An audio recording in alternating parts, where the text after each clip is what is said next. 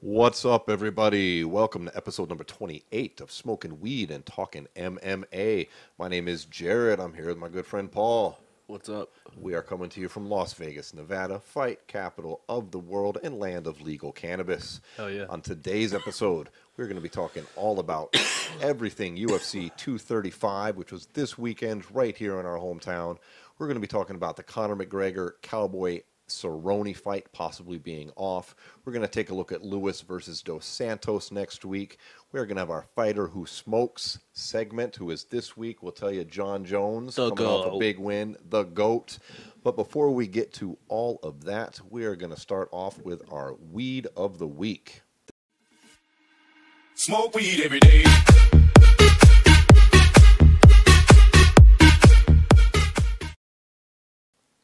Now, Paul just fired up this joint here of some super glue. What do you think of that, man? Is it tasty? I haven't hit this yet. Fuck with it.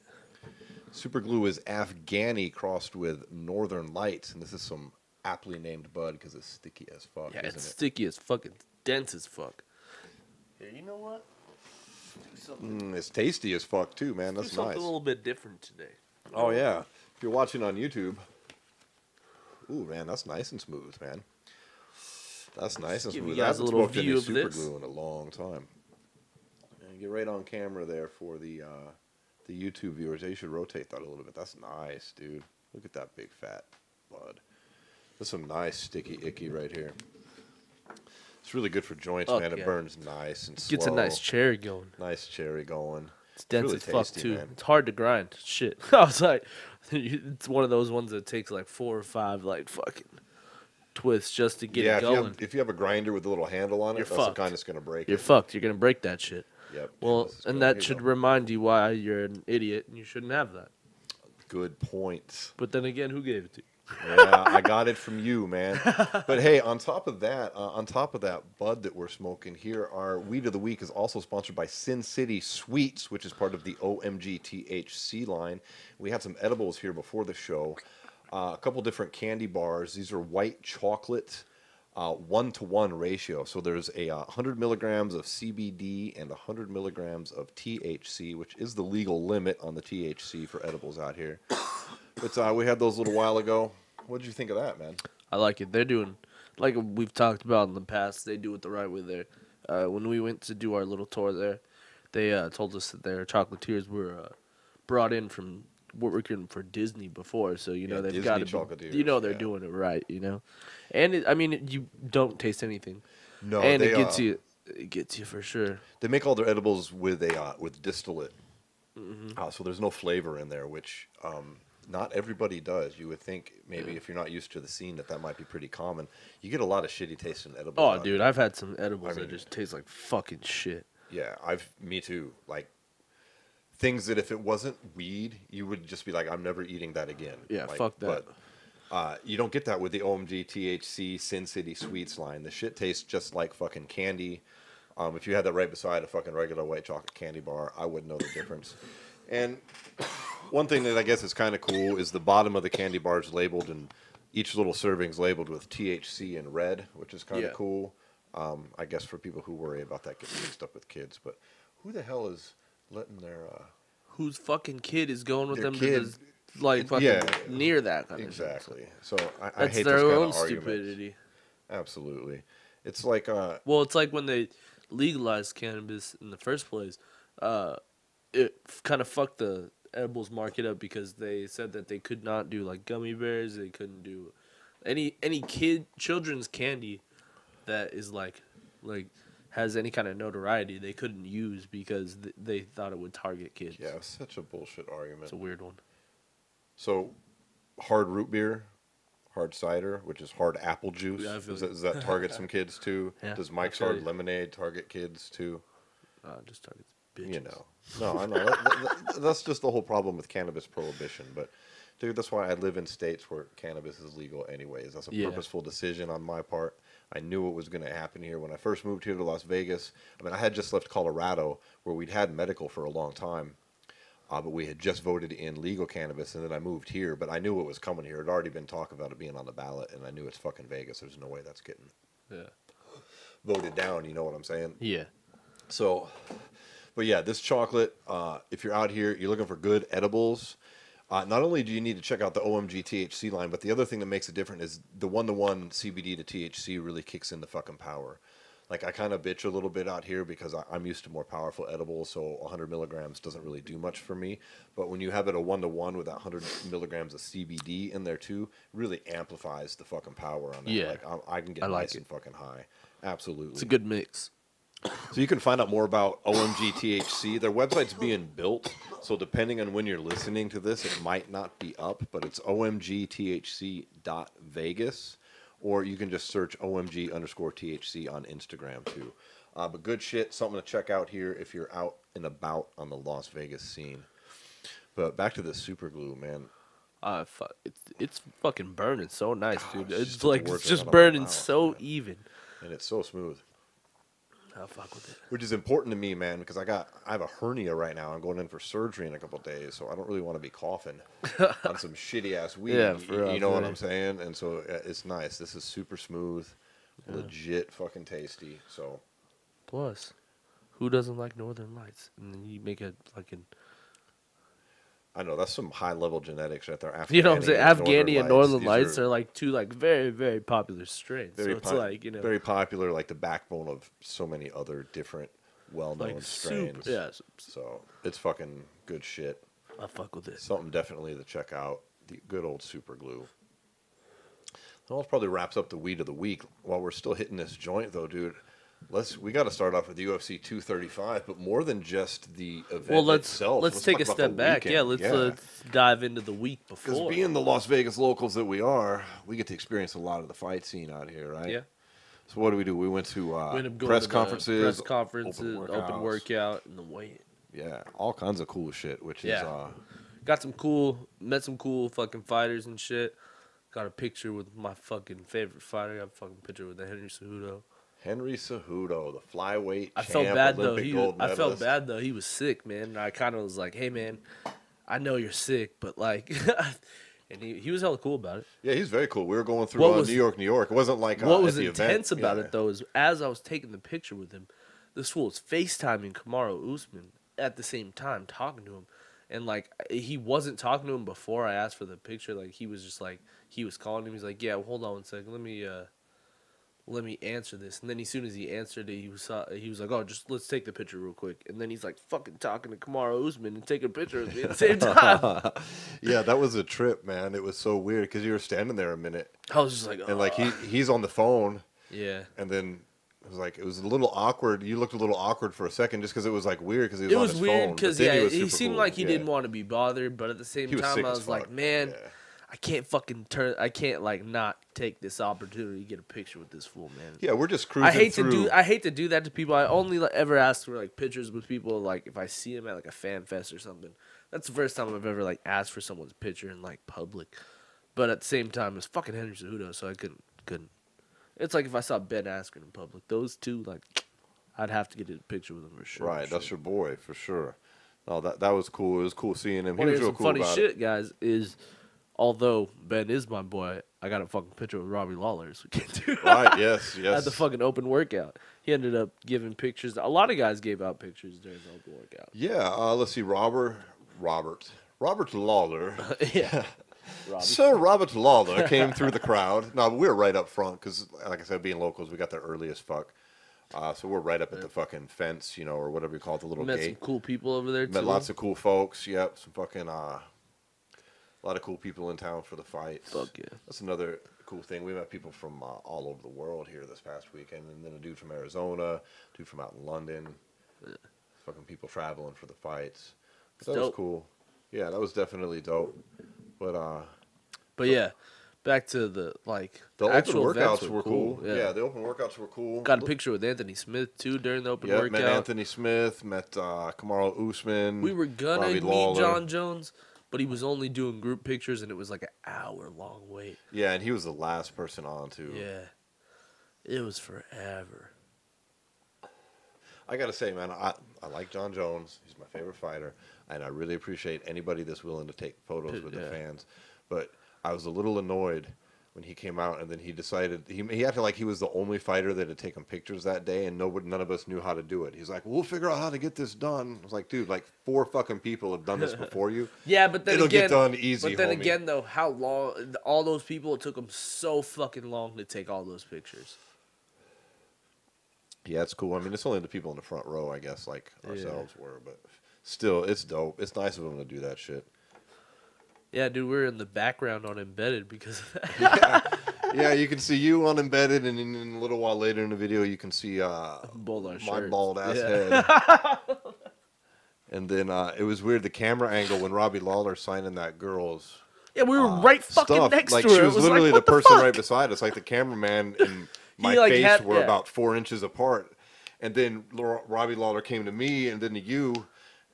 But they just cut us right out of there. They're like, fuck that shit. We're going to keep this cute girl right here. They're going to cut to this other cute girl with these SWAT MMA motherfuckers with those SWAT MMA shirts. No, they're out the video. Dude, I wonder if we were on the news. Because then we got interviewed by the news guy. We did get interviewed by CBS local here, but I haven't had a chance to go back and check on it. Yeah, I don't really give a fuck, to be honest. But that was right. But that's fun nonetheless. We still got it's cool. Interviewed. What's up? No, I'm just kidding. Yeah, so we're strolling through the casinos where you saw Henry Cejudo, which was dope as fuck, and then at the fucking the weigh-ins were cool too. The weigh-ins were very cool. It was cool how they did it. Yeah, we had the press conference before the weigh-ins. Yeah, the UFC 236. Man, there were some great fucking hecklers at that press conference, dude. Yes, there were. They were fucking funny. None of them were like mean-spirited either. They were all like funny as fuck, just like bouncing off every question that was getting asked. It was hilarious. It was a fucking good time. The UFC, these events are great leading up to the fights. Who was it?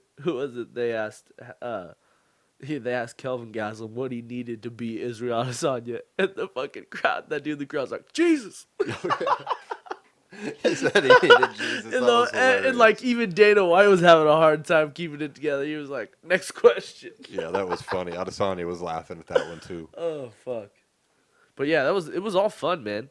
Yeah, that's all good. They had the press conference was in the same venue as the weigh-ins, so it took place like immediately after. Which made it kind of cool though, because then we actually got some pretty dope seats because of that. Yeah, we were in like the 7th row from the stage, which is good because it's it's stadium seating, so it was like the perfect. And then we all got, and then we got to keep our seats for the weigh-ins because it I was glad though, because sometimes they do clear it out and then like refill it. You know what I'm talking about? Right. Which would have sucked. But luckily they didn't. It was cool. No, that was very cool. And then the fucking fights, man. Fuck. The fights were absolutely. They absolutely lived up to all the hype. That was one really fucking good card. I mean, when you really look at it, the 2 main fights that everyone was really looking forward to weren't that interesting, to be honest. But the whole rest of the card definitely lived up to the hype. Absolutely. I wanted to share except maybe one other fight. One other little thing from the open workouts, which was kind of cool, because there was the big story coming out of those open workouts was, of course, Colby Covington showing up during. Oh yeah, dude! Remember how Kamaru Usman's open session, and where that was from us was approximately, I would say, 9 or 10 feet to our right. Like it was just right there. Like we were just off camera view when that happened. And so we could see Colby real well. What was weird, though, is like you didn't even realize, and a lot of people didn't even realize it. I literally just like looked over there. I was like, that looks like Colby Covington. Yeah. And then fucking, because I saw the MAGA hat, I was like, oh, that's got to be Colby. And then fucking, he starts putting out that fucking little mini megaphone. And I was like, dude, that's Colby Covington. You're like, where? I was like, right fucking there. And you're like, he was right there. Yeah. The UFC security was pissed, dude. They were like, get him the fuck out of here. Yeah, we half toyed with the idea of following him out because he was going down an empty section of the casino, and like he was going to a here. Dead we end. Know where it is. It's a dead end, so we could have followed Colby and his team there, and hopefully, maybe talk to him for a minute. But we would rather stay at the workouts anyway. Well, he was in the middle of a performance too. Yeah, he was in the middle of his shit, which I admit that shit had me laughing. It was funny for sure when it happened. Funny. It was pretty fucking funny. He even got the whole fan started screaming Colby. I'm not gonna lie. Even I did. I don't even like Colby, and I was doing it just because it was a troll. He's getting the crowd swinging in his favor. It was his first like real good troll. Like, all the other trolls are pretty stupid, you know? And then this one was he's like, coming this was along. the first one that was like, all right, that was funny. You know? got to give credit where credit's due sometimes. Although he had some interesting fucking... Let's just dive into it. He had some real interesting fucking tactics this weekend. Kind of stepped over the line a few times. Colby did, or other people? No, Colby. Like, what did he do this weekend that you felt was possibly over the line? Arguing with Tyron Woodley's mom while he's getting his ass whooped. I think that's a little over the line. Like, you got to understand that. I would agree. That's a little you much, man. Argue with a man's mother, especially when that man's getting it's his mom kicked. watching him getting his ass kicked, man. She's obviously feeling some type of way about it. Like, you don't need to be an asshole. Yeah, I didn't hear about that. Actually. Yeah, well, that's why Dana White ended up going up to him after. He was like, "Hey, go to the back as soon as the fight ends," because they wanted him to do press and shit. And he's like, a couple times had to go over there, but hey, man, chill out. He said he went up to him like 3 or 4 times throughout the card. Said, hey, man, chill out, because he was getting a little wild. I heard Dana say he told him not to fuck it up because he was getting the title shot and he was getting the win. Well, and then he fucking does this. I mean, it really wasn't warranted by him, but the shit that happens today, that's kind of a fucking ugly note to end his weekend. That was really where he was kind of what everyone was talking about. Well, let's hold off on that a little bit because I side with Colby on what we see of that one. Well, but yeah, you're right. but you know what I mean? Harassing T. Wood's mom, that's not cool. You got to leave What I'm saying, it was just a series of things this weekend that I think that what happened today, some people are on Usman's side because of what happened this weekend, and some people just don't like Colby genuinely. I kind of don't like him, but I don't like him because of his style of fights, and he's kind of like cringeworthy to me. Like, I don't dislike, because I don't believe that's his actual like. No, he's playing a character. Yeah, people. exactly. And if you don't understand it, then I just don't find him very interesting, is what I'm saying. You don't have to like the character. You don't have to even say it's very good. Like, I don't dislike him, but I don't like him whatsoever. You know what I'm saying? I'm kind of neutral. I usually am going to choose against him, but like, I don't hate him. Right. But at the same time, it's like, so he's got people siding against him, and here's what happened. Because everyone thinks he's a fucking jackass, because he is a fucking jackass, you know? Well, he goes after people all the time, and then expects people to fucking like him. Like, going after Jones when he fucking posted that shit, when he's like, oh, headed over, like, more juiced up than Jones, always fucking saying shit like that. It's like, dude, why the fuck even go after Jones? You and Jones were friends before. You're just, like, ruining your friendship because you just want to be a dick. And then all the shit. He just says stupid shit. And then the whole we're doomed thing. And, like, he just takes it too far a lot. You know what I'm saying? And I think that makes people really dislike him. It does. And it's hard to ever justify anything that happens to him and not to be like, well, fuck him. He deserves that. Let's set the scene here because there's a lot of people that probably haven't heard about this. Maybe don't pay that much close of attention. Colby, this was earlier today. So this is Sunday. Yeah. When we're recording this, okay? So the day after the fights, Colby's still here in Las Vegas. He's at the Palms Casino, and he's in a fucking buffet line, and he's surrounded by senior citizens and children, and he's fucking literally Not really going children. to go eat. It was like there's like 2 kids. Yeah. There's a woman, and there's some random 2 dudes who tried to break it up too, like some seriously old people. Yeah. And then members of Kamaru Usman's team, namely his bodyguard, I think. Bodyguard and his controversial manager, Ali Abdelaziz, who literally swung on Colby. He punches fucking Colby. They attack him.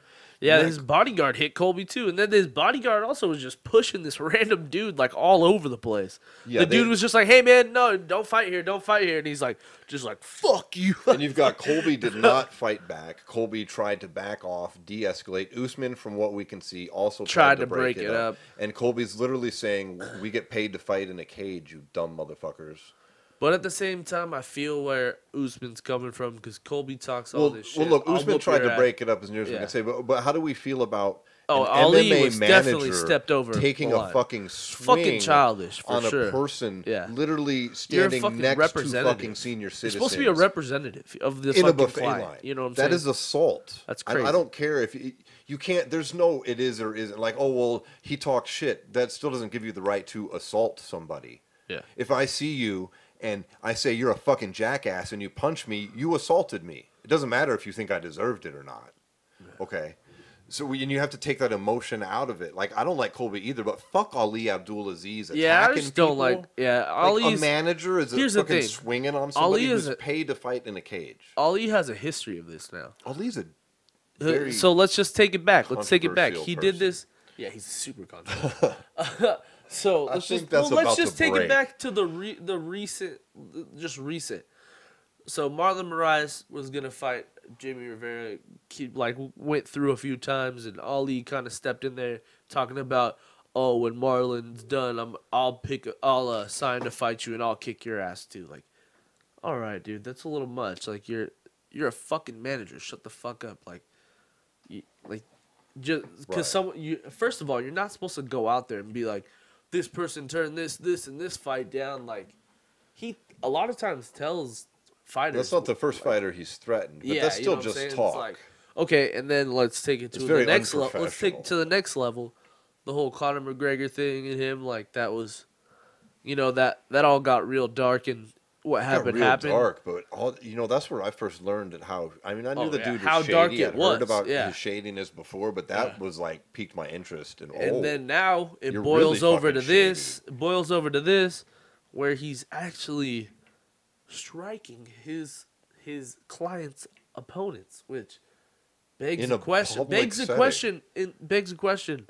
How can you let him in the octagon after Usman wins his next title fight or loses, or any one of his clients? Yeah, because he's always there. Wins a title fight, He you was know what I'm saying? photobombing the front of the goddamn photos of Usman in the cage after the fights. I'm like, Jesus, dude, way to stick yourself in front of all your fucking people. Yeah. But whatever. And all the fighters seem to love this dude.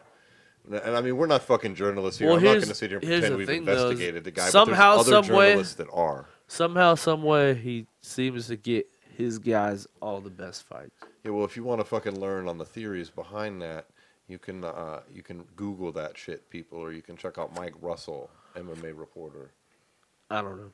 All I gotta say is there's some shady shit back behind him that eventually will come out for sure. But as of right now, it's just stupid, man. It's fucking childish. You're a fucking manager. You're not a fighter. What the fuck are you doing? Like, Dude, in my opinion, seriously, that dude, like, he's so shady. Don King would turn and look at him and go, "Damn, son, what are you doing?" well, just think about it that way. What if Dana White just started fighting people, dude, because they were like, what the fuck? What if fucking imagine Connor's, if Dana White swung on a fucking like a Bellator fighter or something? Yeah, something like that. Like, exactly. some fighter that wasn't under his contract, like. It's like, come on, bro. Crazy. And so Colby threatens to call the police, and he gets some flack, and people saying he's a pussy. He deserves to be Here's attacked. the problem, man. That goes back to what we talked about before. It's his history, man. It's his history that people don't like. I get the people that don't like it. It's not that I don't understand it. I just think that's a stupid viewpoint. You can't justify shit because of words any more than Khabib's allowed to go flying out of the fucking cage and attack people because they said words. That's why he got a $500,000 fine and a fucking year suspension. I mean, Which you were can egregious, do it, but but there's consequences. Yeah. Like, we live in a civilized society, and these are people that. That's true. Does he really think that, like, Colby's going to fight him? Like, does he think that they're going to break into a fist fight? And do people really think, Colby, yeah, you should fight him right there at the fucking buffet line? Well, like, what are you doing though? Because now you're putting your guy's title fight in jeopardy. What if that bodyguard just stuck Colby on the chin, broke his jaw? Right. Then what? Exactly. It's ridiculous. What if Ali? I don't know how. I mean, Ali's not a fighter, but let's just say Colby just had nose surgery. Let's say he pops him right in the nose with his hands down, breaks his nose again. Yeah. Like, what the fuck are we gonna do? Like, what the fuck are you doing? I think that's kind of what Usman was thinking too. Usman was kind of thinking that way too. I think he was like, "Hey man, chill out. Like, I gotta fight this guy still. Like, what are you doing?" Yeah, you're risking the next title fight? Yeah, like, what are you doing? Like, the stage has already been set. All the work's been put in behind the story now with both these guys, and it goes way back. Think about, like, International Fight Week last year is kind of where it started between those two. You know, they were talking shit. Usman was talking about, yeah, man, motherfucker, I was back there. He didn't keep that same energy. He said that a long time ago, man. He said that like July last year about Colby, and then he was like, oh, he's all he does is tweet shit and like fucking all that shit like that, and then it boils over to this where Colby's crashing his fucking workout and thinks he's in his head. And they're always getting in Twitter wars and fucking. Then sure, it's gonna boil over, but it should be boiling over in the cage, not outside the cage. Easy as that. This is where I don't understand that line of thinking, is because I don't think Colby should be fucking with Tyrone's mom. That's not cool. Yeah, that's fucked up. Tyrone's mom is not to be. That's not shit you should be doing. But I mean, it wasn't even Woodley coming after him. Like, but yeah. This line of thinking where like you have to, where like Usman says, keep that same energy when I see you in person as you have on Twitter. It's like, do you not understand that Twitter is a fight promotion tool? Like when Ben Askren was coming, because he said the same thing to Ben Askren, and Ben's like, "What the fuck? What are you talking about? Ben's I'm volunteering to fight you in a cage. Why are you also just trying to fight me backstage?" Well, yeah, but I do. You do. Yeah. Ben does now.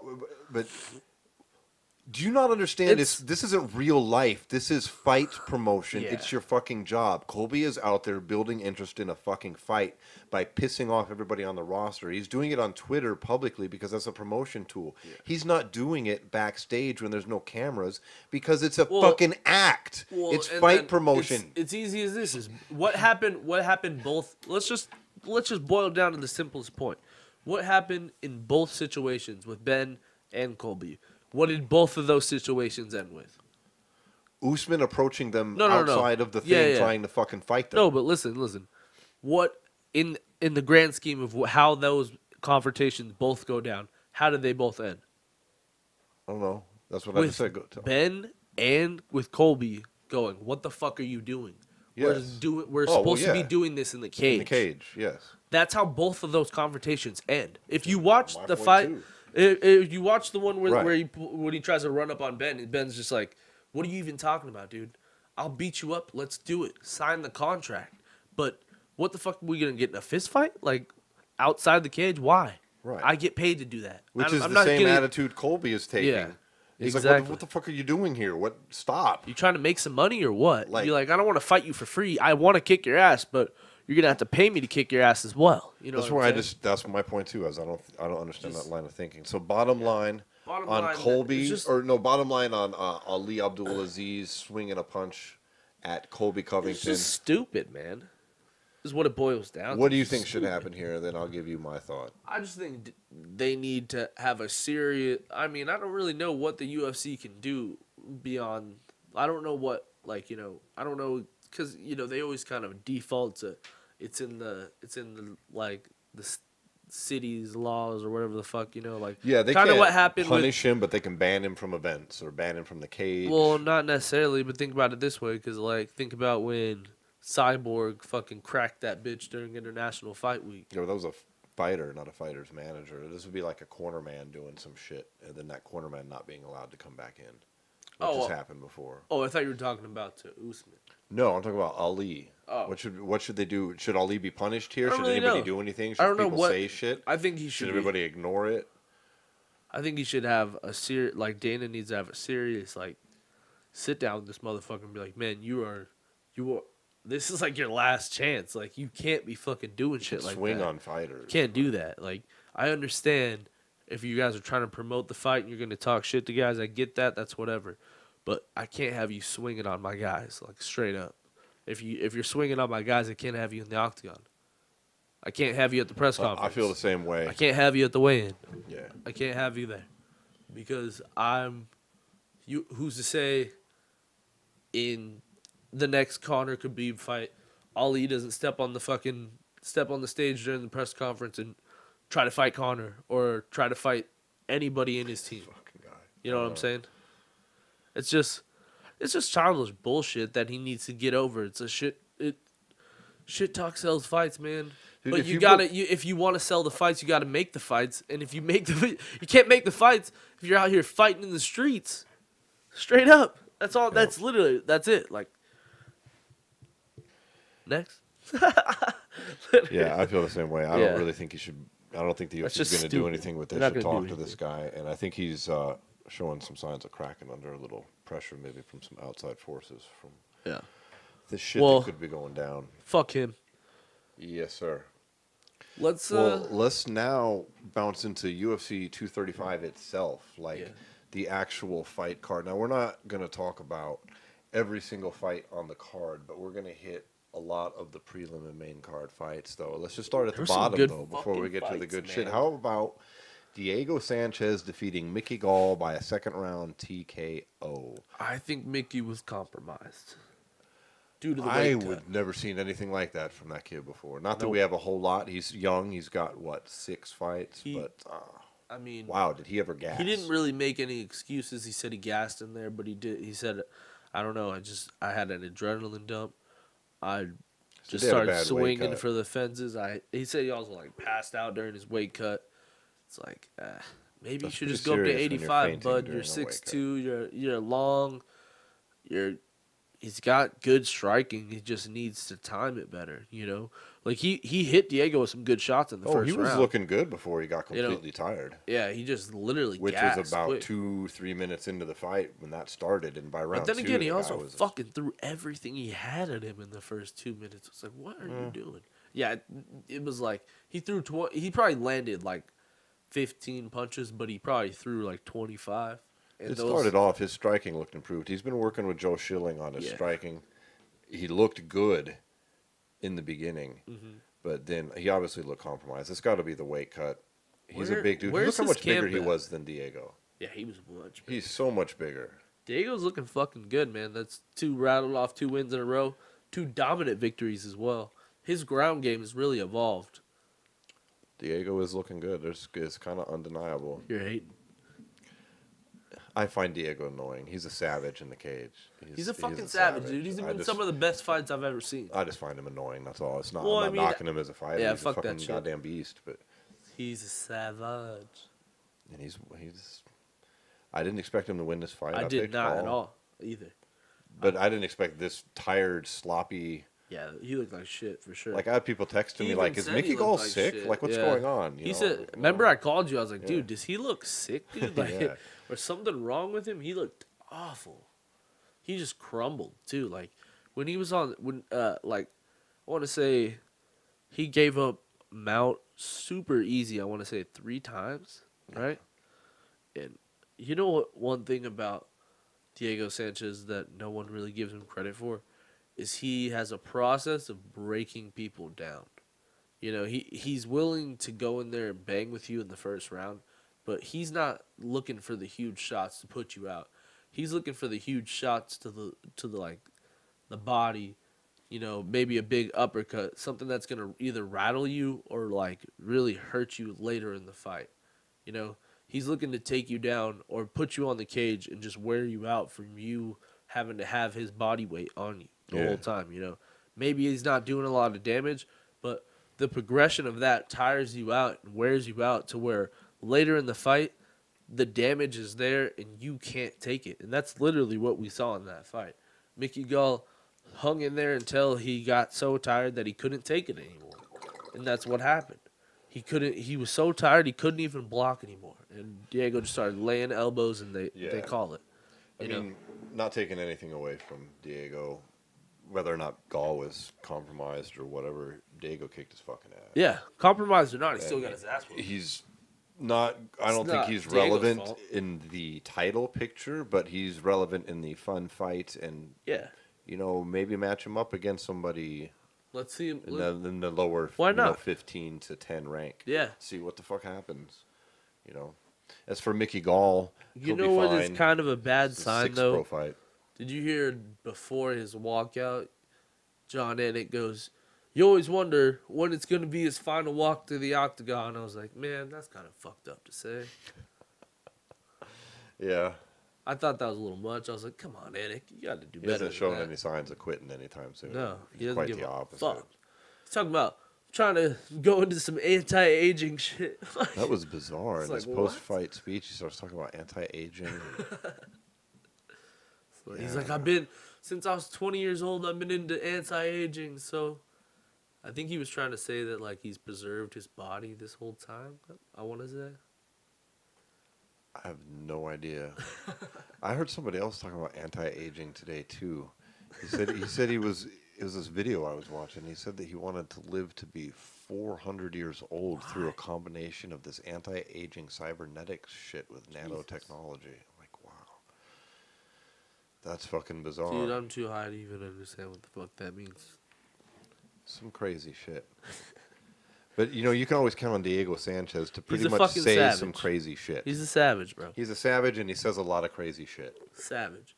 He's Absolutely. the only person you ever... He's one of those guys, you know, that's in, like, a fucking war, and then, like, you slow down, and he looks at you and starts punching himself in the face, like, come on, motherfucker! Like, he's that kind of motherfucker. Well, let's move on. We had Cody Stamann defeat Alejandro Perez. Perez, for only fighting once for every year for the last 5 years, really looked like shit. Yeah, I mean, it was an all right fight. He fought not to lose. Terrible. He never fought to win. Yeah. Stamann was always pushing forward, always you know, he was always first with the combos. He had, I mean, he wasn't super successful with his kicks, but he had a few in there that were, you know, timed pretty solid. And there literally was not until what, the third round did Perez really put together any kind of offense. Yeah, there just wasn't much there. He needs to fight more.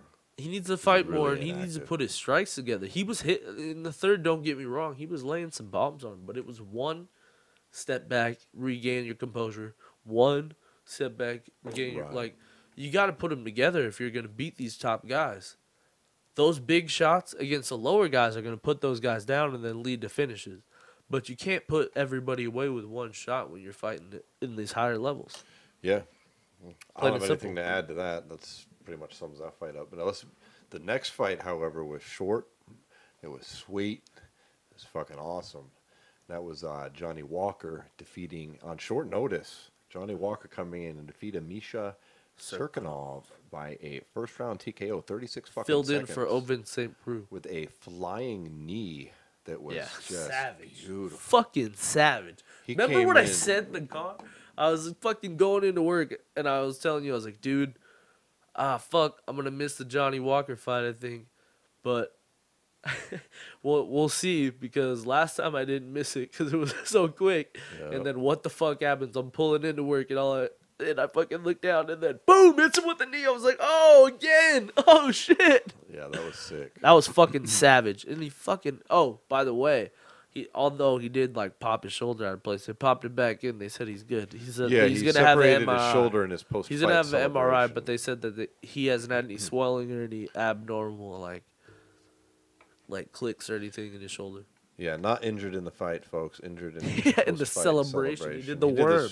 He just fell into it. He just fell. And he's like, oh fuck. Threw his shoulder out. Everyone in the light heavyweight division fucking thanked motherfucking whoever they believe in, that he fucking popped his shoulder out of place. They don't want to fucking fight him, man. He's a tough mofo. I gotta tell you, watching that, not only does he land this flying knee, but it's a move he's practiced a lot, and it was a move. His timing is just so good. It was a move that he set up with a lot of feints, a lot of herky-jerky movements, a lot of in and out, his hands all over the place, and then just beautiful timing. Like, Dana said that he's like, this guy's calling me every 2 weeks wanting to fight. So we'll see what happens with him. Yeah, he's going to get matched up with, he said he doesn't want to rush into fighting John Jones, which is good because he's young and fresh still. Don't do that. It was a great win for him. No, Dana said he's not even getting anybody in the top 5. No, he shouldn't. No. I think you should get a top 15. Get a top 15 guy, see what happens. Isn't Serkinov, was he 13, I think? Yeah, but you think it breaks? I think you put Walker at. I'd say put Walker at 15. Let's give him another one with a full camp. I think you put him at 15, and then you give him like maybe someone on the backside. I think so. All right. Well, this next fight, I completely disagreed with the decision. I haven't had time to go back and rewatch the fight, but watching it live, it's the headliner there on the fucking undercard, which was Zabit Magomega Sharapov Omega. defeated Jeremy. I don't know, that's a mouthful, right? Defeated Jeremy Stevens by a unanimous decision. I had Stevens win in the fight 2-1. He basically lost it 2-1. I think it was a coin toss, to be honest. It was a fucking good fight, man. Here's the problem.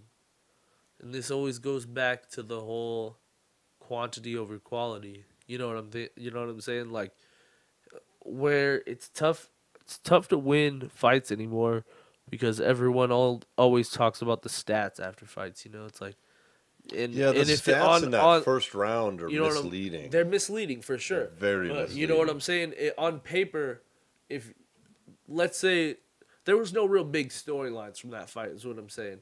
And so now when you look towards his next fight, you're not going to look back and be like, oh, that was a super close fight, when on paper it didn't look like a close fight, but Jeremy Stevens gave him everything he could handle. Dude, here's why I think Jeremy Stevens won the first round, despite the stats being like, I don't know, it was like 14 strikes to 7 in Zabit's favor.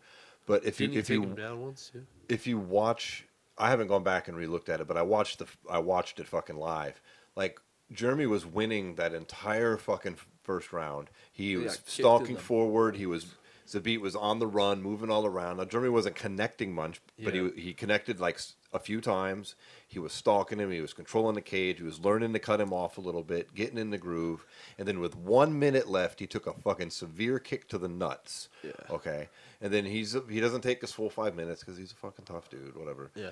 And then he goes, and then immediately he's fight back on, and then Zabit just rushes him and does like 20 seconds of fucking crazy shit. He does the fucking Showtime kick off the cage. He misses. He does all these flurries, and then it looked cool. It looks cool, and then it ends, and then Steven starts coming back with some shit, and then the round ends.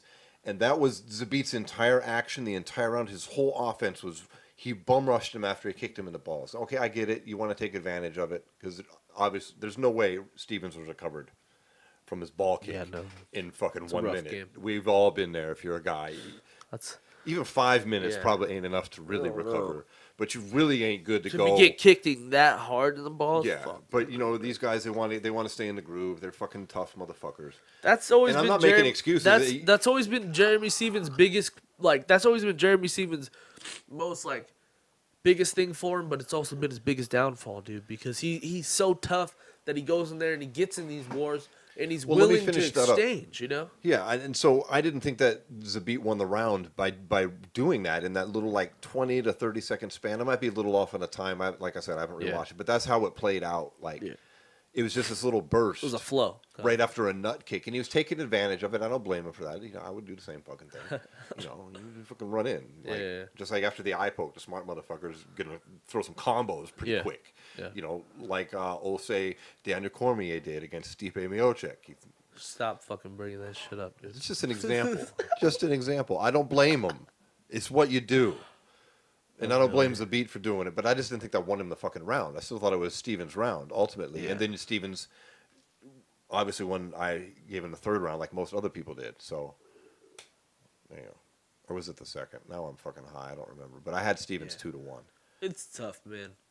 It really comes, it comes down to the oohs and ahs, man. Because, it's like, in fights like that, the crowd is sometimes misleading. And I feel like that was one of those times where Jeremy Stevens was probably landing the better quality strikes, but Zabit was making it look so much more interesting, although he was kind of missing, and he was also just catching him just on the end and shit like that, you know what I mean? And it was maybe Stevens won the second and then Zabit won the third. I can't remember right now. I'm going to go back and rewatch the fight. Well, then you look at it on paper, though. Those 5 takedowns got to count for something. That's the one thing I got to say. They do. I mean, it's a tough one. It's ultimately split doesn't matter what I think. Tough, I disagree with it. No, it wasn't even a split decision. It was unanimous. Was it unanimous? Yeah. Oh, okay. But it is what it was. I just watched the replay. I didn't watch it live. Yeah. It is what the fuck it was, and ultimately it doesn't really matter. Yeah. But Stevens needs a win in his next fight, that's for sure. But that rounded out the fucking the undercard. But really, there's really nothing to be ashamed of for your Stevens, though, because you're that guy is the future of the division, and you just That's what they're saying. you know what I'm saying. You just gave him all you could handle. Yeah. So what's that mean for you? That you're really not that far away. You're still in the mix at this. He's had a late career resurgence for sure, and I think it's not over. I think he's still got a lot of gas in the tank for sure. Yeah, I agree with you 100%. He's a tough mofo. Well, onto the opener on the main card was a hell of a fight. I mean, it got fight of the night, $50K for each fighter as a bonus. I thought it was some of the more stupid choices I've seen a fighter make. Yeah. In a cage, but it was Pedro Munoz defeating Cody Garbrandt, former champ there, by a first-round TKO at almost the end of the rounds, like 4 minutes and 52 seconds of round one, so 8 seconds left before that shit was done. Well, here's the thing. Let's take a step back. What caused these terrible decisions was an accidental headbutt. Looking back, we all saw it. It looked like Yeah, Munoz headbutts Cody. Cody gets mad. Let's say the stage yeah. for people that might not have seen it. Just to recap real quickly, Munoz has an accidental headbutt against Cody. Well, Munoz goes to shoot, and Cody goes to throw a hook, and he leans in as Munoz is taking the shot. So he, kind of headbutts him, and it knocks him down. Everyone thought, because Munoz, kind of was throwing a punch, it was kind of hard to tell, So it kind of looked like he landed a punch, so the ref didn't step in. Normally, if it's a headbutt knockdown, if it's intentional, obviously, they'll stop it for a second.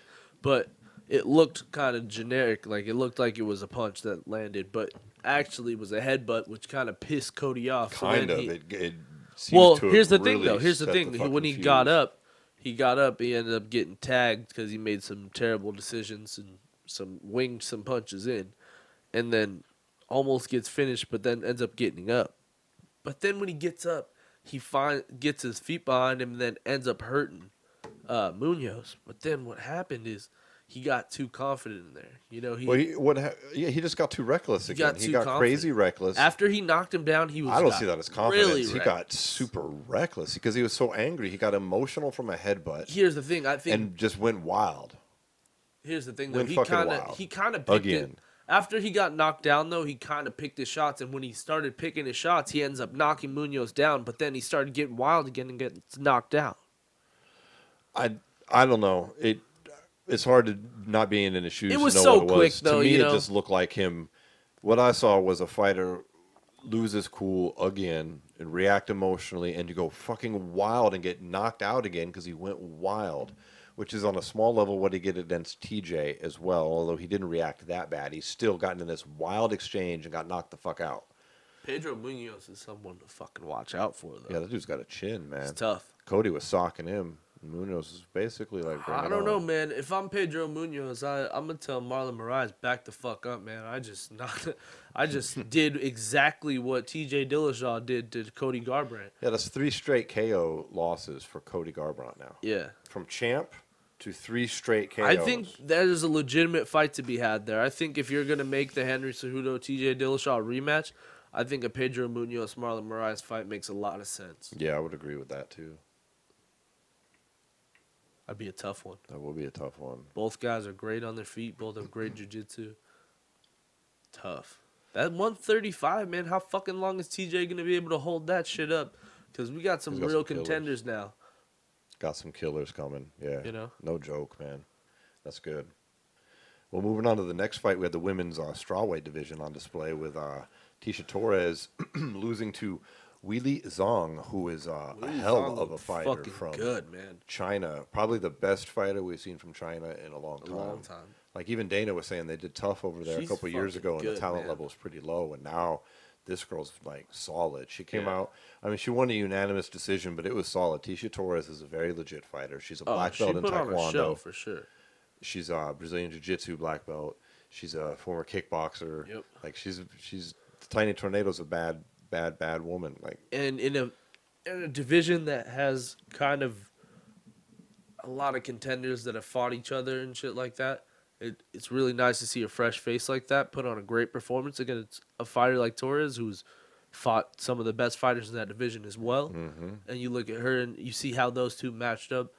Zhang can fight with anyone in this Yeah, division. it looks like it, and she's You know? she's pretty impressive. She looks like she can. We were hang. talking about this earlier. I think a logical next fight for her would be maybe Nina Azaroff, someone like Nina that, Azaroff. someone in the top 5 Yeah, that yeah. will really gauge where she's gonna go from here. Because what Torres was 6, I want to say going into Yeah, this, something like that. and then Zhang was I think 12, something like that. I think she just cracked number 15 actually. Really, 15? Well, still, she's definitely on the way up now. She's gonna skyrocket She's up up a the bit ladder. now. Well, and like I Deservedly said, so. in a division that doesn't really have many fresh faces, it's good to see someone like that. Her and Nina are 2 real rising stars, really, of these divisions. And now that we already know Rose has a fight, why not put those 2 together and winner gets a shot next? I You know? like that. I think that's a dope idea. Moving on to the next fight, it was fairly controversial, but ultimately we saw Ben Askren defeat Robbie Lawler by a bulldog choke, round 1. Controversial because it was stopped early. Herb Dean, the referee, thought that It's tough, Robbie man. Lawler Tough was out, situation. but he didn't see Robbie Lawler give the thumbs up. Robbie Lawler gave a thumbs up, and then immediately Herb Dean stepped in and stopped the fight.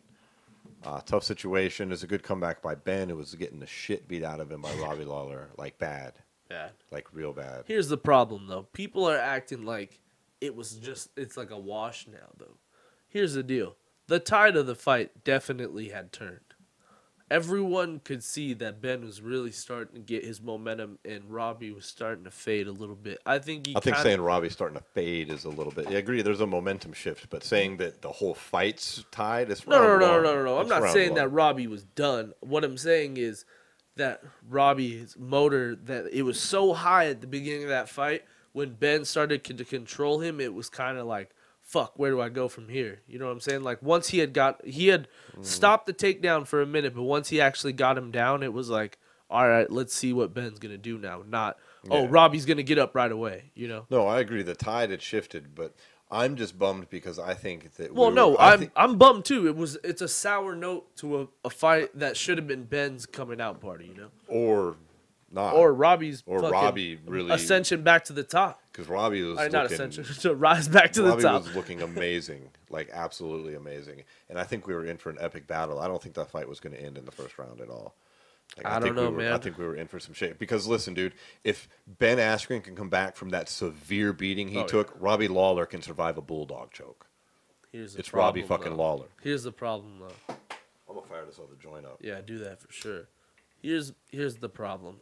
Robbie kind of fucked himself a couple times there because he couldn't hear Herb. He didn't talk to him, and as a referee, when you see how his hand went down, it was kind of sketch. You cannot deny. I You disagree cannot. with that totally. I will fucking play the fucking thing. Dude, I right watched now. the video. I sent it to you goes, earlier. It goes down like this and just hits the fucking thing. And then he gives him a And then he thumbs goes- up. He Yeah, doesn't but- hit the thing. He doesn't touch ground. He lifts his hand up and he goes like this. No, he does not. I'll fucking pull Dude, it let's up not bring it up right now. We're in the middle of a show. But we can link to it later. I watched the fight live while you were working, and then I watched that shit like 30 I watched fucking it hella times dude. when I got home. Hella times. There's a GIF that breaks it down like frame by frame. It's like he Here's gave the a problem. thumbs up. Here's the problem, though, and even Robbie Like even said, everybody but listen, from listen. Herb Dean to Dana to everybody has said that fight was stopped too early. It doesn't Well, take it away does from stop too early. I'm not saying So it wasn't Robbie supposed to stop didn't too fuck early. himself. He He gave did it- though. Listen, he did. He even Oh my said God. when he was in the choke, he could not hear what was going on. That's not Robbie fucking himself. I'm not That's saying Ben he's Askren. fucking That's himself. literally I'm what saying- you said. Robbie No, fucked I'm saying himself he here. fucked himself with his arm. He should have just picked Ben his arm fucked up. Robbie with his arm around his fucking head, where he was preventing him from not only speaking but from talking. It was a hell of a. Well, yeah, obviously, that's but why I'm I don't saying think that's he what was fucked out. him. See, because of where the arm was, that's why I say I don't think he was out. Because if it's blocking his mouth and his ears, it's not cutting off his fucking windpipe, and it's not cutting off blood flow to his head. But I think that we as fans got fucked out of what was going to be an epic fight. It doesn't take anything away from Ben Askren. He's not the ref. He didn't say please stop the fight. Herb Dean was extremely apologetic. Dana says they're running it back. Period. The end. Ben is where I think said he's he's not fucking up. He says he's not doing it, and I think this is where Ben. his scripted comments after the fight were whack. And dude, I his agree with shit him. Right what now what does he his gain? attitude is The whack. division is moving on now. What does he gain from a fucking another fight with Robbie? He would gain so much more for beating Darren Till than he would beating Robbie. Honestly.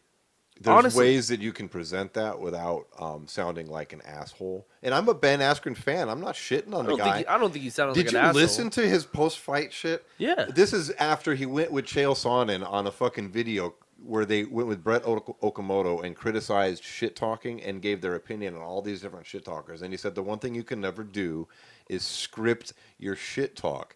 And then he gave an obviously scripted comments because it didn't fit the situation, which is how you know that bullshit was scripted. It didn't fit what happened at all. And he goes, Dana, how long before you bitch about that stoppage too? Is that the toughest you had? Yeah, but that was in the heat of the moment. No, it wasn't. That was completely That's the fucking heat of the scripted, moment, bro. Completely. It didn't fit what he had just done. It didn't fit, but what I'm saying in his hugely mind it does because it's stoppage. fucking, yeah, of course. But in his mind it does because that's the fucking heel turn he's trying to pull, man. He said some scripted fucking shit. Look, he's usually on point.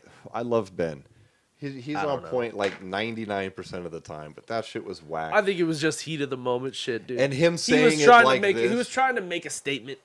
If he thinks he has nothing to gain by fighting Robbie Lawler, then he should say that. Instead, he's saying, I don't want to fight Robbie. I didn't want to fight Robbie to begin with, and I'm not going to fight him again, which sounds like I know Robbie's going to kick my ass.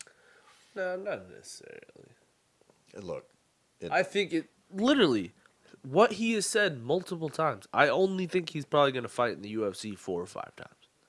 I don't think a rematch with Robbie does anything for him. Because, like I said, I don't think at his age... Other ways to present that then without... Yeah, but you're not going to come out and say that after your first fight. Some bitch You're not going to come out there and say that after your first fight. But just look at everything behind the scenes pretty much. All right? Ben's a little bit older. We should just move on. Well, no, I'm not going to... There's nothing to agree on. There's nothing to agree on. I'm just saying that I don't think he's going to be fighting in the UFC for 10 fights. I think he's going to have 4 or 5 fights, and I don't think he's planning on rematching anybody. I think he's looking for whatever fight's going to sell the most and whatever fight is going to get him to the top the quickest. It could be. And I'm not necessarily Darren Till and him will talk shit, and they will have an epic battle, and it's going to be the same thing that everyone's want to see. It's the epic wrestler versus striker matchup. I don't want to see that fight, dude. We just saw Woodley shut down fucking Till. I think Ben would fuck him. Ben's gonna fuck Darren Till up, dude. I think Jorge Masvidal would be a much better fight for Ben. If I don't know, dude, because then look at Masvidal when he fought fucking Damian Maia. Fucking Ben is like Damian Maia with hands. Yeah, but Damian Maia is just fucking jiu-jitsu. Ben's got pretty solid. That's a different entrance, isn't it, than Ben's fucking. Yeah, but you know what I mean. Did you see how? Well, same thing though. Jorge fought. Did you just see what Robbie Lawler did to Ben Askren? Yeah, that was pretty intense. I mean, not only did he beat the shit out of him, he picked him up on a takedown and slammed him on his fucking head. Can we all take a second and appreciate how great Robbie's camp is? He looks fucking shredded, dude. How about how Robbie Lawler has not issued one bitchy statement about this himself? Like all these people complaining. It's because that's not his MO, dude. He's always been that kind of guy. He's always been whatever, fuck it. We can run it back if whatever. But at the end of the day, I know what happened. He knows what happened, and we're gonna move forward. That's exactly what his statement's always gonna be after every single fight, bro. Every fight, that's the exact statement, bro. That shit was great. But yeah, you're right. His camp, he was looking amazing. Physically looking really sharp. Yeah, he was. It looked like he's a return to form, for sure. I'd be interested to see who he fights next. Since I agree with you. I don't think Askren's gonna accept the fight. I just think it's a bad look.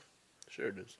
So that moves us to the title fight, which was Kamaru Usman versus defending champion Tyron Woodley, who lost his title to Usman soundly and embarrassingly bad. Like that was an embarrassingly bad. Yeah, he laid an egg, bro. That's exactly what he said. Sometimes you come out. He said he felt hypnotized. Sometimes he does. Sometimes I hate to say it, but that literally happens to everybody. It does. It literally happened. I'm not making excuses for Tyron No, that's Woodley just a fact of fight. because in the past I've said bad talk shit about Kamaru Usman. He put on great performance, and he Tyron fought Woodley great. also looked like shit though. At the same time, Tyron Woodley just looked like Yeah, it was a combination of both things. Yeah. Well, I think another thing he said really was kind of alarming, that he was so worried about Kamaru's grappling. It's like, well, man, why are you so worried about his grappling? Because That didn't make you're any also sense. a high level grappler as well. Like, where's the confidence that you used to have? You know, his confidence has always been his biggest tool, and he just was never composed in that fight. Never got in rhythm, and never really did anything. No, he looked like he just didn't look like himself at all. It's a terrible fight on his part. Excellent performance by Usman. And it wasn't You just know what because Usman Woodley really was did, though? off. Usman was on point. Well, here's the thing too: I mean, is Woodley was well, just off. here's one thing I don't like about Usman and fucking Colby. They don't look to finish. They look to score. Yeah. You know what I'm saying? agree. They look to score. They don't look to finish. Yep, that is although a valid point. Usman has a lot, I think, more power than Colby does, but dude, he's got a lot of decisions. A lot of decisions. He does. Same thing with He Colby. does. But he's the new champ. He's facing Colby next. Woodley looked like shit. He's going to need to get a fight in before he gets a crack at that title, don't you think? Man, I think, yeah, for sure. Here's the thing, though. I didn't like the narrative that was out there about this whole card. You know, like that Ben was just gonna walk through Robbie, or that fucking Tyron was just gonna walk through Kamaru. Like, both those fights, everyone knew were gonna be fucking close. Both those fights were like, damn, those are some good fucking fights, man. Yeah. But honestly, I can't believe how Usman just shut out Woodley, because it Complete really and total. just shut him out. Woodley did nothing. I think he landed one good punch, maybe. Yeah. I don't even know if that.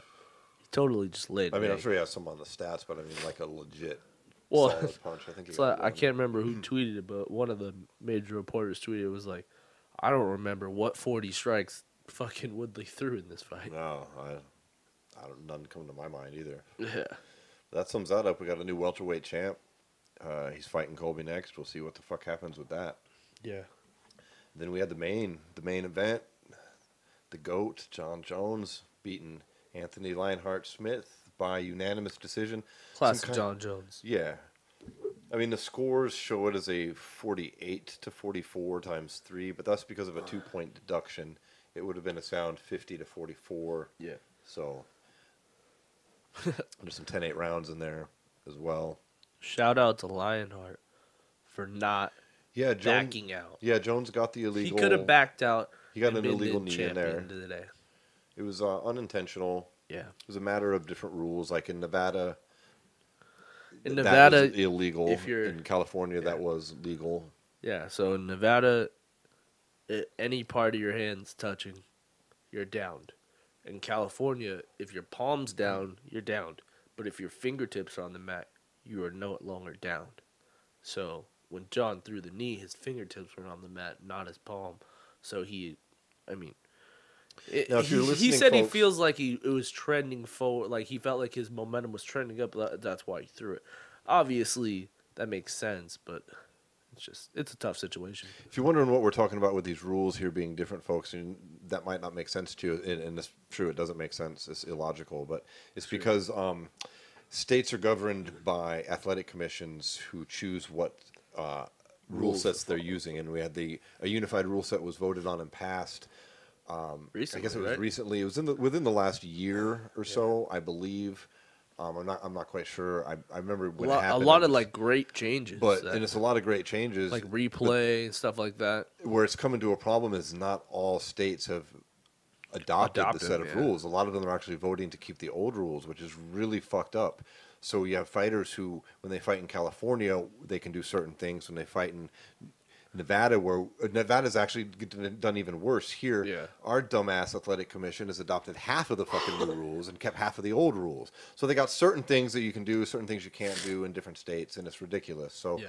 the knee that John threw to Smith was illegal based on that discrepancies between these rule sets. So, and then didn't they say the kick landed on the body or something? Yeah, it was a legal kick. It was just close. Oh, okay. Anthony said it landed in his face. He said he did. He? I hadn't heard that. I don't know. What had happened was they stopped the fight and they asked Smith if he could continue, and if Smith had said, and he could continue, if he could have said he couldn't, and he would have won the fight by disqualification and actually won the title, which would have been a bitch move. And he did not do it. Instead, he said he was cool, he was fine, and then they gave John Jones a 2-point deduction for the infraction, thus the 48-44 scores all the way around. But classic John Jones performance overall. Yeah, Lionheart's a tough motherfucker, and obviously he's a fucking solid dude as well. You know what I love about John Jones, man? What's that? His game plan is constantly evolving throughout the fight. Yeah, his shit's... He never does the same thing twice. No, his fight IQ's incredible. It's fucking ridiculous. It's fucking incredible, man. That is the way he's able to just switch up what he's doing at any point in the fight. It's fucking ridiculous. Like those spinning heel kicks to the body that he hit Smith with. Fuck, those were fucking savage, man. Monster ones in a single round. I mean, and Anthony tried to wear him pretty tough, but you could see it that like it really hurt. Anthony's tough. This was no walk in the park for John Jones. Yeah. Anthony I don't think Anthony lost any shine. No one expected him to come in. If anything, I think he gained some shine. I think so too. He did a lot better than people. He showed that he legitimately belongs here. Yeah. He is, and you know, it also showed that John Jones, although is just at the end of the day better than him, there's still a chance that maybe later in John's career, once, you know, whatever happens, that maybe Anthony could possibly, once Jones slows down, that Anthony could possibly pass him up. He's a really good fighter. Yeah. Like, I don't think, and fuck Luke Rockhold, fuck Thiago Santos. I don't think they're gonna fucking with him, dude. No. Like, I think people are like kind of putting those matchups People together. hear Anthony Smith's record and they think that he must not be a good fighter, and they don't realize that over the last, 8 years or something, he's 16-2 in his last 18 fights coming into this. Like, don't let his 13 losses, lead you into thinking, he fucking sucks. Yeah. Like, the dude, MMA is different than boxing, as we've gone over on this podcast many times, but he was 16-2 in his last 18 fights. That's the best fight, the best in this sport. At the end of the day, and Anthony Smith at this time last night was the best when it came to everybody that dude else. Was impressive as fuck, and John Jones was just John Jones once again. No one's gonna beat this man. John Jones goes in the after press conference. He goes, me and Anthony locked eyes when we were in the middle when he was on the mat, and I looked at him and was like, "You better get up, motherfucker." And he's like, "All right." Yep, that was funny. But honestly, that was just a classic John Jones performance, and Dana White's pretty much confirmed basically that he's fighting Thiago Santos next. Yeah, that all sounds all but a done deal. I mean, that's what Dana wants to happen. And I'd like to see that fight. I think John finishes him though. Yeah. Thiago's a little reckless. John is not. Exactly. John's going to pick his shots. Thiago tends to fade. It's going to be 5 rounds. I don't know. That'll be a great Thiago fight. tends to fade in 3-round fights, so 5. I think John finishes I think him. John drags him to the deep water and finishes him. Yeah. You know, that's one thing that John always is good at doing. He almost did it to Anthony in the third. I want to say in there. In the third, was it when he fucking was just laying it on him, and it was just like, all right, Anthony's going down at any second.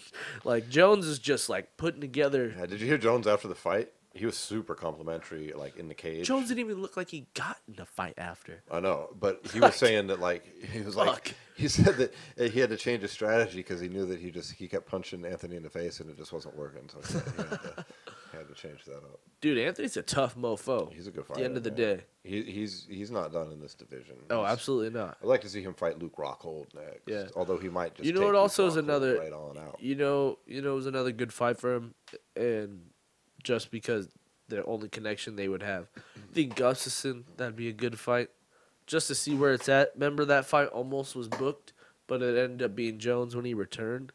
So why not revisit that possible booking and do that one?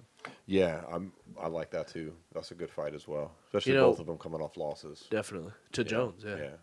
To really gauge where Lionheart's really at. And then Rockhold, I don't really know if he has a dance partner right now. Is he officially moved to 205? Yeah. He's calling out all 205s. You've seen That's his what Twitter. I thought. I just He's talking shit about Thiago Santos. Who the fuck talks shit to Thiago Santos? He doesn't. He doesn't talk shit about anyone. Luke the fuck out. Oh yeah. Maybe. We talked about this. Yeah, we did last episode, but That chin needs to carry up, or he's in trouble.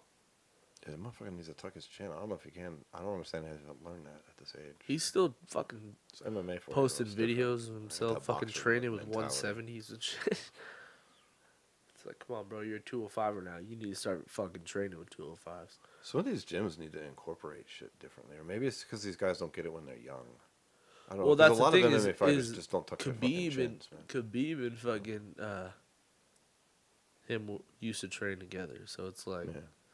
why you training with a 155? Why don't you train with Cormier or Kane?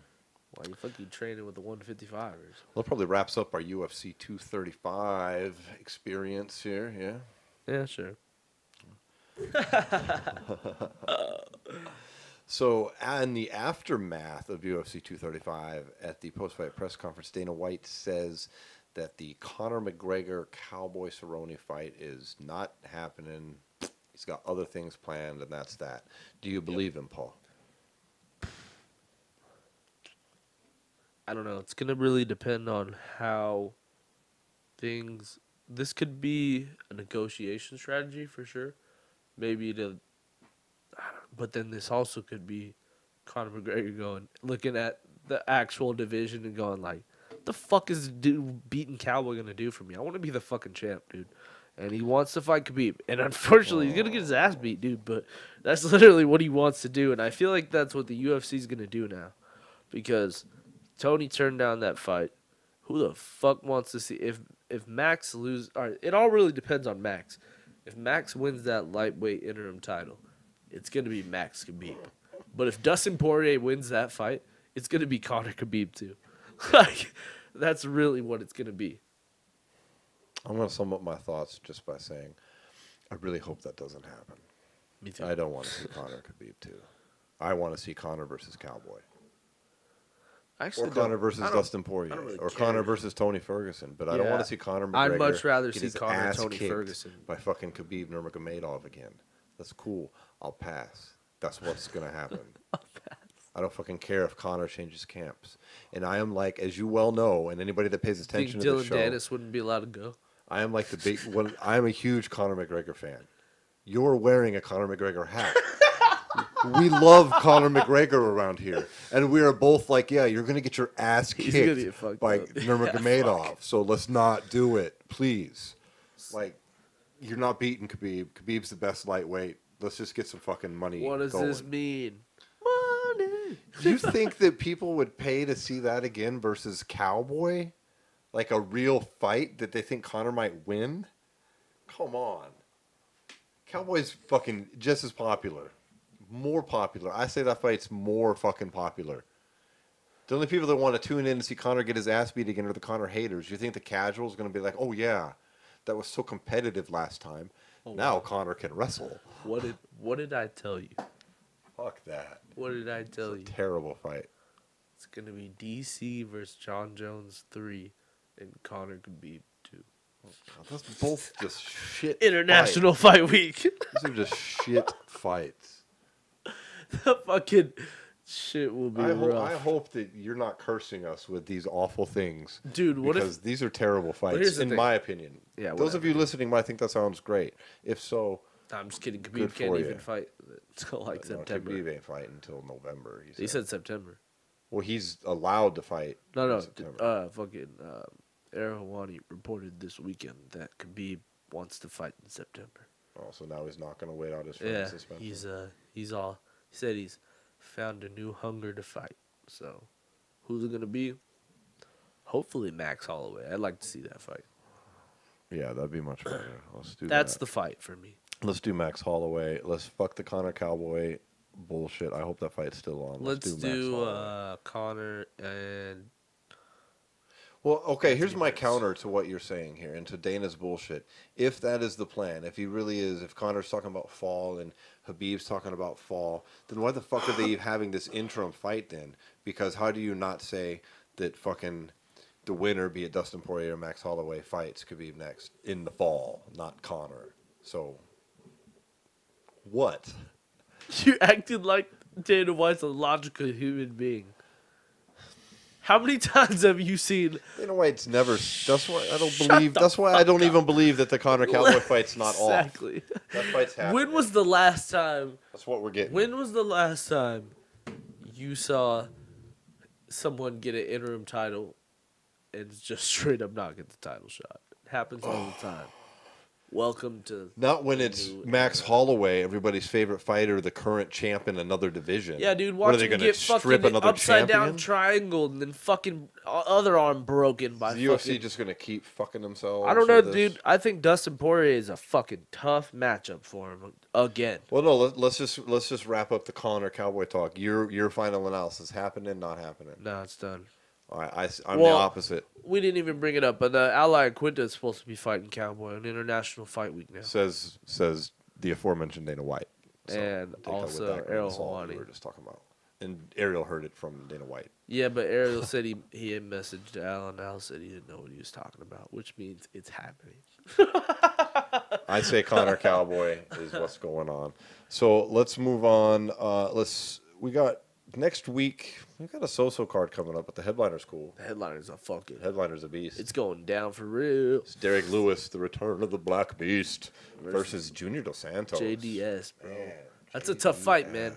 That's real tough. JDS's chin's a little weathered, so I think Lewis gets it done. You think Lewis gets it done? Lewis with the gets KO? it done. He jumps and fucking brings out the Popeyes, and he keeps it I rolling haven't heard anything about his back. I hope it's because good. it's back. I hope his back is back to being strong. That would be fucking dope. His back that'll wasn't be a bad banger. during the title fight, No, so he should be good. that'd be a banger. I He wonder how needs to many come minutes out. he's training for this one. Well, let's see. He said he was doing an hour a day before his title fight. So I'm guessing Let's see. 40 minutes, maybe. 45 Still an minutes. increase over his 30 minutes of training time prior to the title fight. But, you know. We'll see. I'm running and shit now, so I don't know. That's what he I said. fucking love Derrick Lewis. I've missed him. I haven't been checking out his social media lately. He He's just a funny reposts some motherfucker. funny shit. 30 minutes of training time, my ass. That was the funniest part. Is then he's like, I learned this new thing during this camp. It's called stretching. I learned stretching. Yes. That was the other thing he did for the title fight. He learned about stretching. So funny. Fucking Derrick Lewis. Derrick Good Lewis shit. is a crack up. He's one of the good guys for sure. One thing we didn't talk about, and it's kind of unfortunate, but I think we should bring it up. Mirko Cro Cop, unfortunately, was Oh, forced to man. retire. Had a stroke. Had a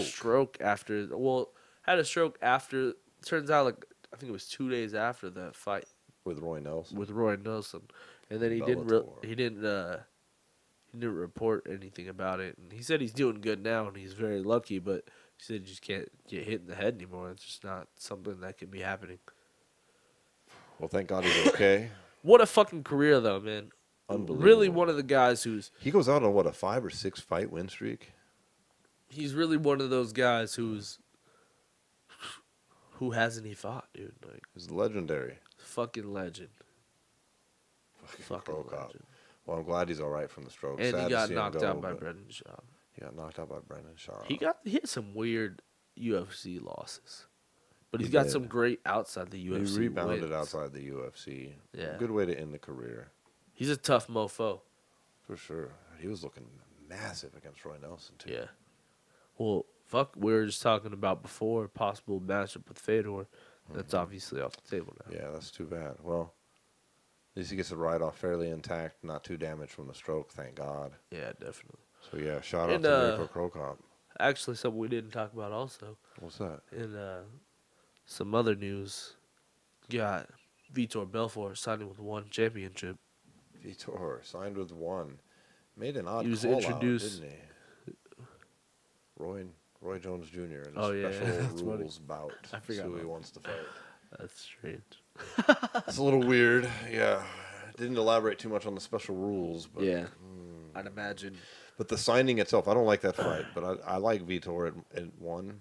Yeah, maybe do Word. Brendan Vera. You think we're gonna get TRT Vitor back? Bro, you seen Brendan Vera? Yup. Exactly. Remember Vitor posted that pic a couple months ago? It looked like TRT Vitor was coming back. It was just like his neck, but his neck was like. Yeah, but then Like he was like, old "I'm Vitor coming neck. back to fighting," and then he thinned out more. Yeah, he probably got off. Well, we'll that see. shit. I don't know. We I think shall that was see. a wrong move for him. I think Bellator would have been a better move for him. Maybe he didn't want none of that smoke over there.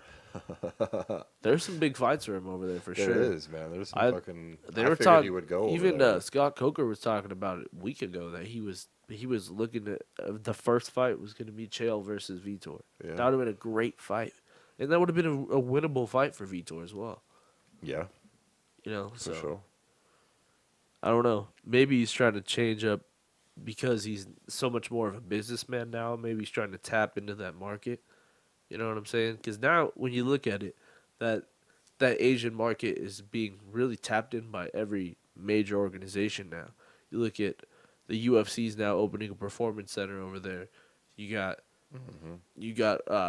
one championship signing deals with American TV networks, and they're being broadcast here, and they're signing Mighty Mouse and Eddie Alvarez, and they brought Rich Franklin in, and they brought Misha Tate, and they've got all these people that are basically out there. They got that TV deal with TNT. Yeah. Making moves. They're making fucking signings. moves. I like it. So maybe Vitor just saw it as a better business decision. Could be. Maybe they're Can't blame him. checks. Well, fucking Eddie Alvarez said he's getting paid. Yeah, he claimed to be getting Fat paid quite ass. a bit. Now, One's financial show, supposedly that they're not making money yet. However, they have like $200 million, $175 million in investor funds, like that they can spend. Like, so they're cash rich because they have a lot of investors. Well, here's the thing too: is what people don't realize is they smash all the numbers of the UFC and everyone else because the market they That's what I cater heard, to yeah. is so large that if they get, I don't know, 20% of the country watching it, They say they they're had a just 50 fucking million smashing it. viewership event there. Yeah. I don't know if that's verified or No, what. it is for but, sure. I mean, They've had a couple. That's what huge. they were talking about. Too bad it's not pay-per-view now, mind you, but Yeah, that doesn't but matter. still, They're putting shit it on doesn't matter. television and getting that kind of viewership. Nothing. I mean, No UFC event is getting numbers like that. Just no, like a fight night. UFC No is a fucking big deal way. if they get 2 million. They're Yeah. like shitting themselves. Exactly. Fuck. Yeah. The highest rated one was the very first one on Fox, which was 5.7 million for Kane versus Junior 1, and that was 60 seconds. Exactly. Which is pretty much guaranteed the next one was not going to be that big. Which we saw, but, you know, those are some fucking crazy numbers. So good on Vitor then. Shit. Yeah. Well, I think that brings us to a close on Vitor Belfort. We'll see what happens. Hopefully we're talking about a good fight next, right? Yeah. It brings us to our fighters who smoke. All right.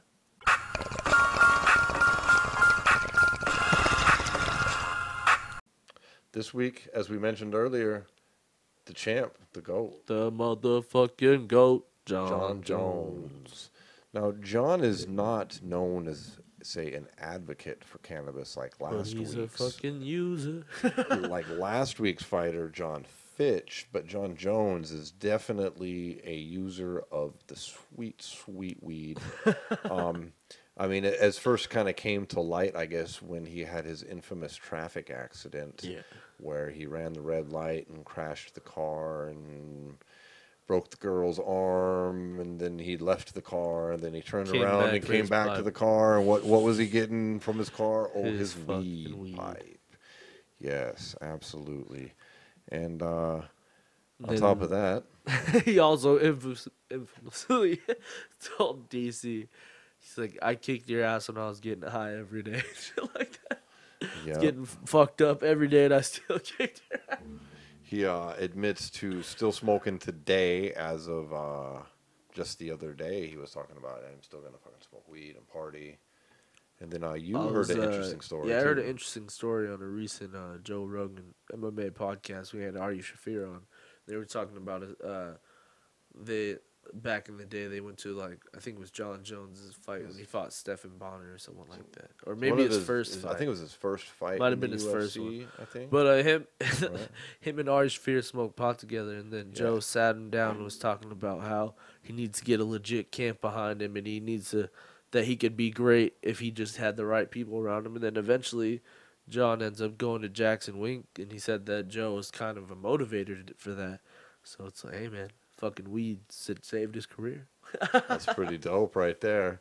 You got young John Jones sitting down with Ari Shaffir and Joe Rogan after the show and smoking some weed. Getting words of wisdom, leading the Jackson Wink. That's dope, dude. I love that. So John Jones, this week's fighter who smokes. The GOAT. The fucking GOAT. I bet he's smoking some weed right here now in Vegas. Well, maybe not. He is a little bit different this time with his kids. Yeah. His Well, no, kids he's in still at an tow. after party at But the he's club. got the fiance of however many years it's been now. Yeah, so he's... he's That gonna be was out at the rough, club. dude. Oh, come on. It's hilarious at this point. Yeah. Like, he was calling her his fiance, like, in his first fight. Bro, oh Like, God, all them years ago I when he was swear, smoking weed yeah. with Joe, he was like, Joe, you should come meet my fiance. Stupid. Like 10 years later, he's like, my fiance. Oh, I'm just having fun, John Jones. Oh, that's funny. They have like 3 kids too. It's like, all right, dude, I you guys know. just get married or what? Yeah, why don't you just do it at this point, bro? Like, Can't get his dick up, dude. He's got them dick he's pills. got them dick pill problems. Oh, John Jones. But he's That's still the the truth. GOAT. He's still the GOAT, man. No doubt. It don't matter. You know what was crazy? Because we saw John Jones in person this weekend, too. Yeah, he's We didn't get a chance to meet with him or talk smallest with calves him. I've ever seen. Yeah, I mean, he was like right in front of us. I mean, like 5-10 feet away. Like, he's got the smallest. Like, TV doesn't even do his legs justice. Like, he doesn't Calves really are- have a yeah. calf. He's got a bone. No wonder these Bones Jones, dude. No wonder those fucking when you get hit by him, it's like No fuck, wonder dude. There's them no leg kicks padding. hurt. Yeah, it's just he's like swinging a bat at your fucking every time he swings that leg, man. That was crazy. They don't call him Bones Jones for nothing, bro. He's all bones. It seems, I guess when he was doing all that powerlifting, he wasn't doing any calf extensions. Because, I mean, he shrunk back up, but his calves are... Fuck it, dude. He said he's getting those picograms, dude. That's where he hides them, not letting the bone the in calves. his calves. Oh, that was crazy. That's why they're so small. That was crazy. Oh, yeah, we got this fucking bong going here with a little bit more of this super glue. I like this little piece, man. Fuck you. I like the chocolates we were eating from OMG THC, them Sin Yeah, City I can Sweets, definitely feel that man. I can CBD, feel that man. kicking, yeah. Oh, folks, if you're listening, I hope you're smoking on some good weed right now, too. Oh, man, that probably brings our show to a close for the day, huh? Yep.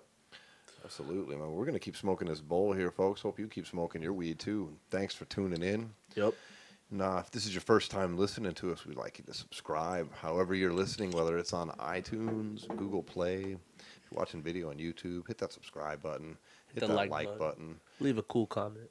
You can also hear us on WBUZ 95 on radio.net and the Orange Radio app. We air on there on Thursday nights. Let's see, it's 6 p.m. out here on the West Coast, 8 p.m. Central, 9 p.m. Eastern times. And head over to SWATMMA.com, hit the gear button, and buy a shirt. Support your favorite podcast, guys. Come on. absolutely. All right, thanks, folks. We'll catch you on the next right. episode. Peace. Later.